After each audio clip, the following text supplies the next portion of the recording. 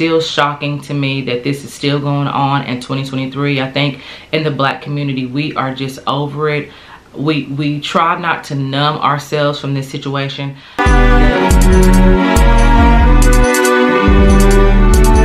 I wasn't for sure whether or not I was going to record this video, but it definitely was in my spirit to share my opinion on the Tyre Nichols case.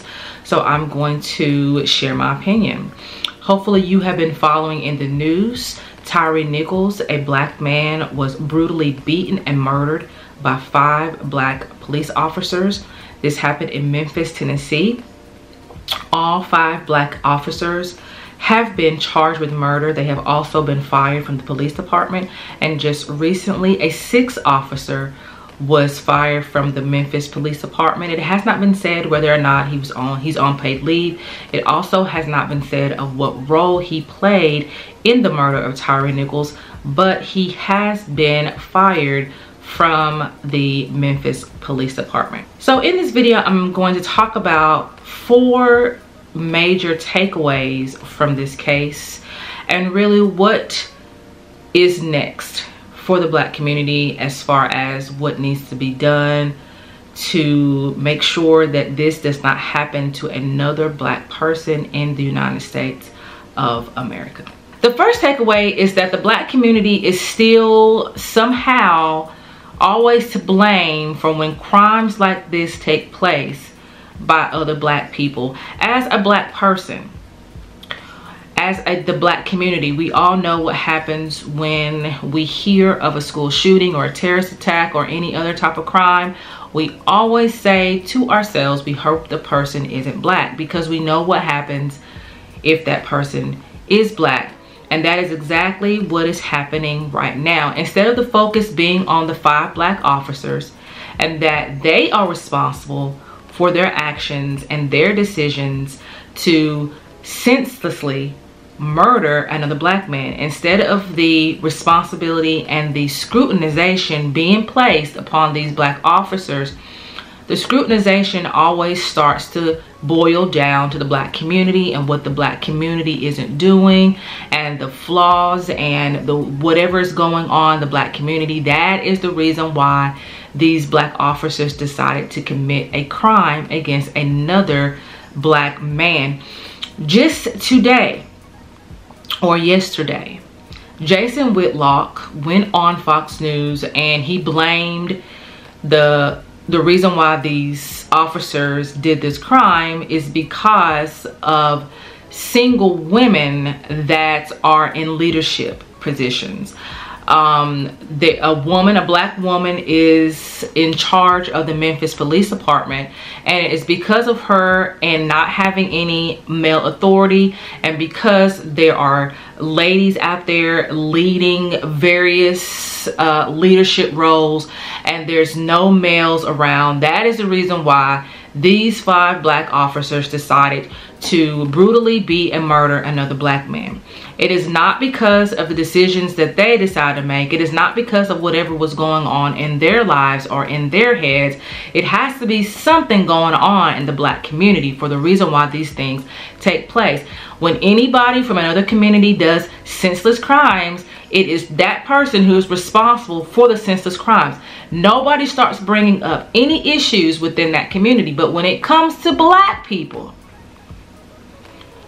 the person that does the crime is never the one scrutinized. It's always the Black community. And that is continuing to happen right now in this case. And it's sad that in 2023, we are still facing that type of problem. It is past time that the Black community stop being blamed for things that other Black people do. It is a lot of pressure to be put on ourselves as Black people to feel like that we have to be held responsible for somebody else's actions. The second takeaway is that the police reform is still not being addressed.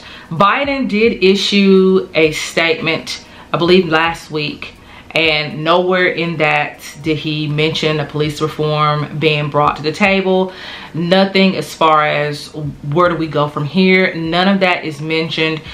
Of course, the police reform is still on the table. We were supposed to get some type of police reform when George Floyd, when that happened, when George Floyd was murdered. And of course that bill has not been seen. Nobody has said anything about it. And here we are again in this same situation. So the police reform just doesn't look like it is being looked at. Nobody is trying to figure out what needs to be happening in the police departments where this doesn't happen again. No one's talking about where to go from here. There are protests being done on the street, and this is usually what happens when senseless crimes, senseless murders happen against black people by the police officers, by certain police officers. There's always protests going on. But we hope this time the protests actually lead to something tangible. I mean, you can only protest so much. I mean, from that, something has to come from that. Sorry, I have my iPad in my hand. I almost dropped it. Something has to come from that. And so that is definitely what we as a black community really want to see. We want to see something tangible that is going to be occurring in the police department to ensure us, or to at least seem like there's working towards this not happening again. As of right now, there really has not been anything on the table to discuss other than kind of speculations from black leaders in various organizations who want the police reform to definitely take place. But again, we don't know when that will be. The third takeaway is that this has definitely created a further division between the foundation of Black Americans and black immigrants. I was watching a video on Tyre Nichols. Someone was doing a commentary, and when I read further, there was some comments, some conversation going on, and it was saying something in terms of these can't be foundation of Black Americans. They would not do this to another black person. This must be black immigrants because they don't like us and they hate us, and this is something they would probably do. And I was just taken aback that this is what's coming of this. We're not focused now on what we need to be focused on. There are videos out there that are basically saying, hey, these are foundational Black Americans and this is what they're doing to themselves, even though they act like that we're doing this, the black immigrants are doing this and that. And so that division between FBA and black immigrant, this is not a time for that division to be happening in the black community. There is more pressing issues than to be wondering what these black officers were. The point is, they killed another black man. They should be held responsible for that. They should be punished for that. And now we have to move forward to see what are we going to do to make sure that this does not happen to any other black person. The last thing to take away is that race still plays a factor in the punishment. We can see that race is still playing a factor in this. The 5 black officers were charged immediately, fired immediately. There were no pending investigations.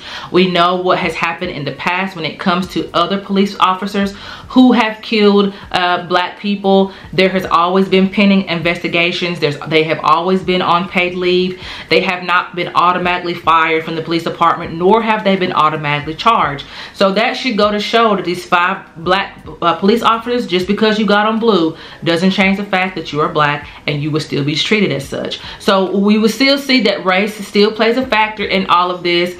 The 6th officer that has been let go, like they said, his picture has not been plastered yet, so we don't know who he is. We don't know what the paid leave is. Another thing that happened as far as race being involved, these 5 black officers, when they put their face on the screen, were all wearing their uniforms.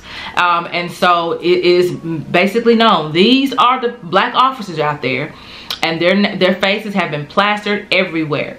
So we know that race still plays a part as far as their punishment, how quickly they were able to press charges against these 5 black officers, how quickly they were able to fire them from the police department. So this goes to show that the police department can move fast when they want to move fast when it comes to certain people. So that's also something that the black community can definitely remember and say, hey, it can be done depending on who it is. All right, you all, so that's my opinion. That's the takeaways that I feel like is happening with the Tyre Nichols case. It's still shocking to me that this is still going on in 2023. I think in the black community, we are just over it. We try not to numb ourselves from this situation.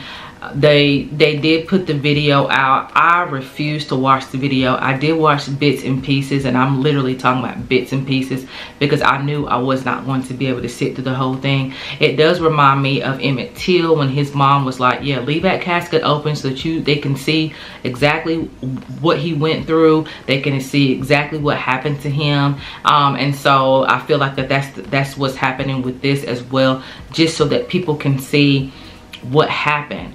And so that he, you know, so that he would be humanized, because I can't talk, because these things happen so often. People sometimes desensitize themselves from the situation, but at least if they see his life and they see how he, you know, see who he was before this happened, then you start to, of course, have compassion and sympathy for him, and you are able to value his life. Even though you didn't know him, you know that his life had value to him, it had value to his family, and that's important to see and important to understand in order for us not to desensitize ourselves from these actions, so that we can do what's necessary to make sure that it doesn't happen again. All right, you all, I am Michelle Mazelleغ. This is my opinion. Make sure that you like and subscribe, and I will see you all in the next video. Bye.